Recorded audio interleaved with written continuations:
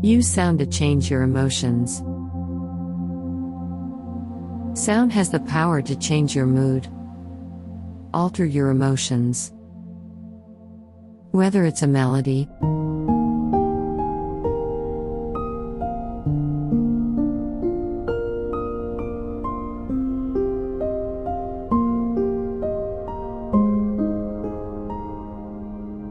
or a jarring noise, the singing of a bird,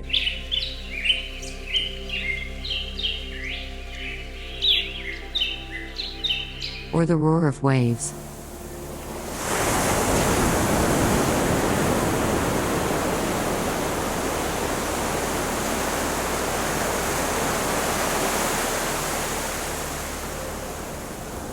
The wind's whistle,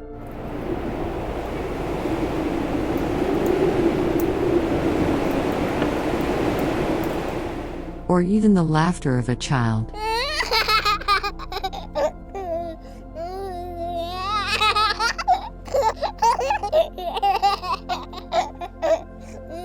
What happens with sound? What impact do sounds have on us? Indeed, sounds produce several effects. Sound was first in the creation of the universe. It connects us, connects you with emotions, feelings, sensations, memories. Sound is very important in our lives.